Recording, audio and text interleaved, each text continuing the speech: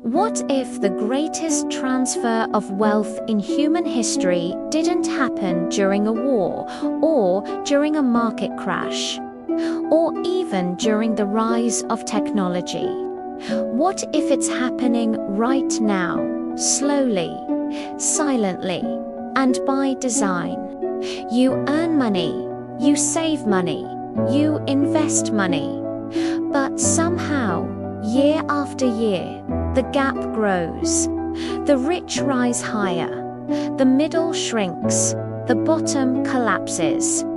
Most people believe it's because of bad luck, poor education, or hard work not paying off.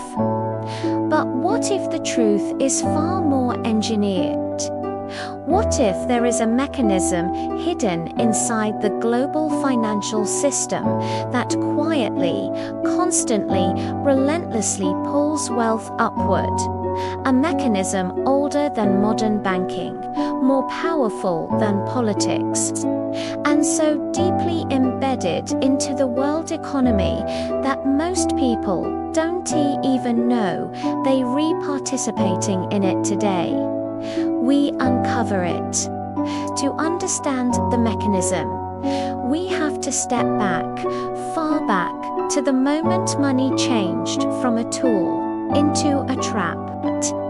It begins not with a government, not with a bank, but with a single idea. Money doesn't have to exist for it to be spent. This idea, proposed by early finances and later perfected by modern central banks, would reshape civilization. Because once money could be created, it also meant someone could control who gets it first, and who pays for it later. Key figures appear throughout history: kings who debased coins, bankers who discovered the power of lending what they didn't have, economists who justified it, and politicians who depended on it. At each stage, a pattern repeats. Power concentrates. Wealth rises upward.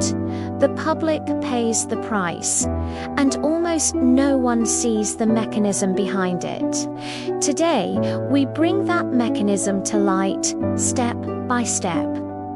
The story of the mechanism origins when money became a promise, not a product.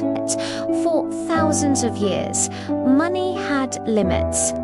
Gold was rare, silver had weight, value required effort, and then came the first transformation. Merchants realized they didn't need to store gold in every city.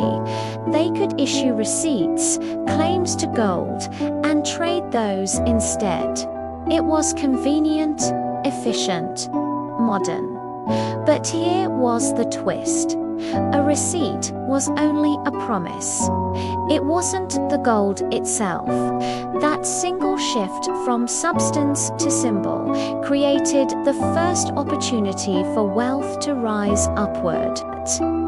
Because once you control the symbol, you don't need to own the gold. You only need people to believe you do. This was the seed of fractional banking, central banking, and the modern financial world. A system where who controls the promise controls the wealth. To rise the birth of fractional power as banking evolved. A discovery was made, one so profitable that it became the backbone of the global system. You can lend money that doesn't exist and earn interest on it. Banks didn't have to wait for deposits. They could create loans from thin air, then charge real interest.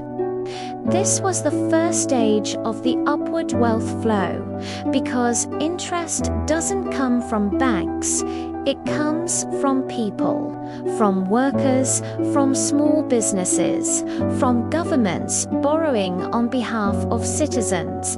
Every loan created out of nothing must be paid back with something, and that That something is real labor, real taxes, real productivity.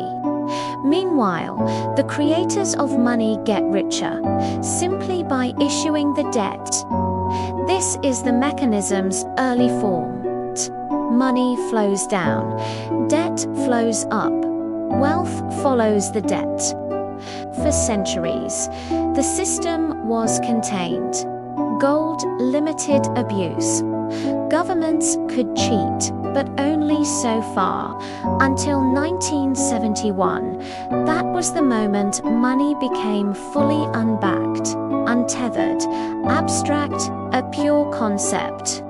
It was supposed to create flexibility, stability, economic freedom.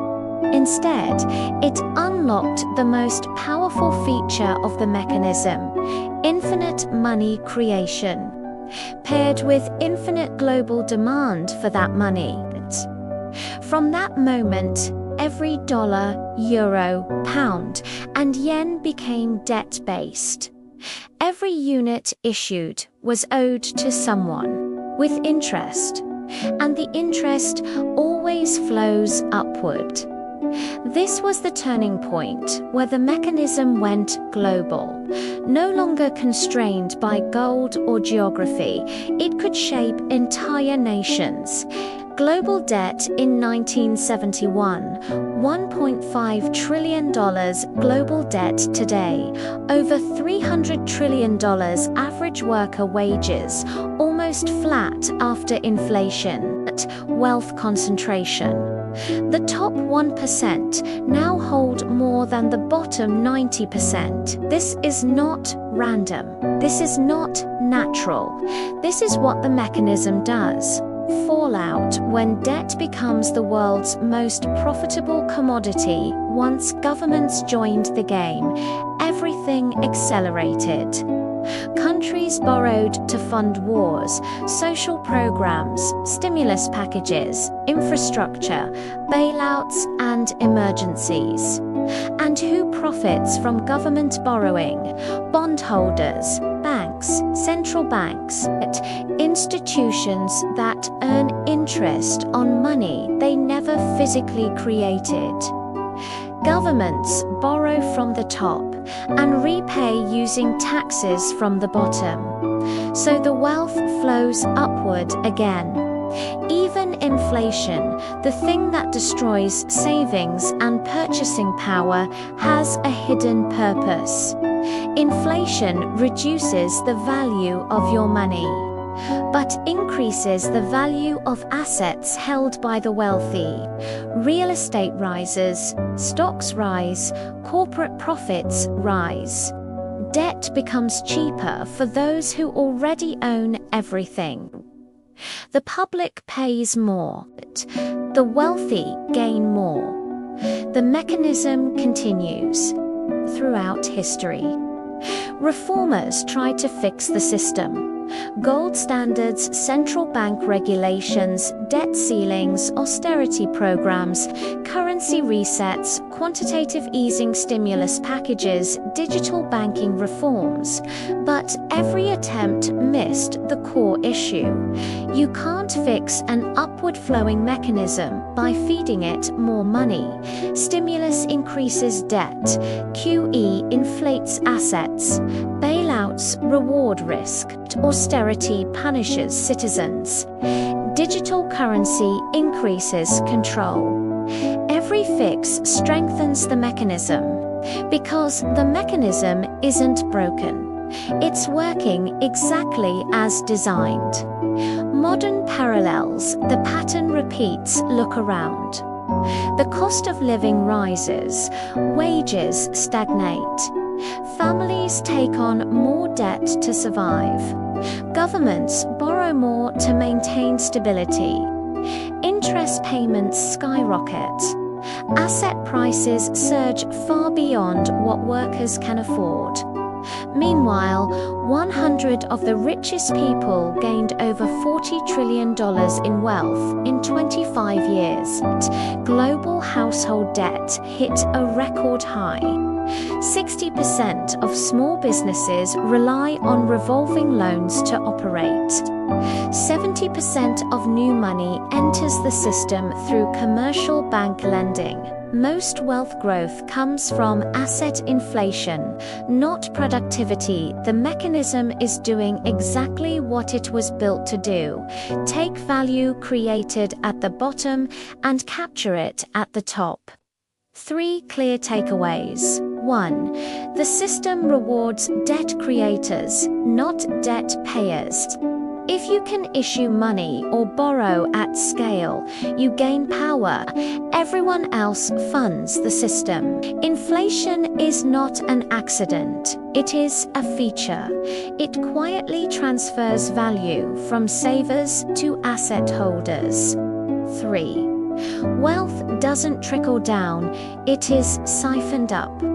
The mechanism ensures that money flows upward through interest, inflation, and scarcity built into the system. The mechanism is still running, still accelerating, and still reshaping the world. But every mechanism has a breaking point. Every system that pushes too much in one direction eventually snaps back.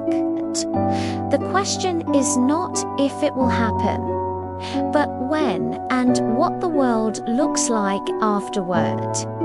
If you want more deep dive investigations into the hidden forces shaping money, power, and the global economy, make sure you subscribe, hit the like button, and share this video with someone who needs to understand the system they're living in. Because the more you know, the less control the mechanism has over you.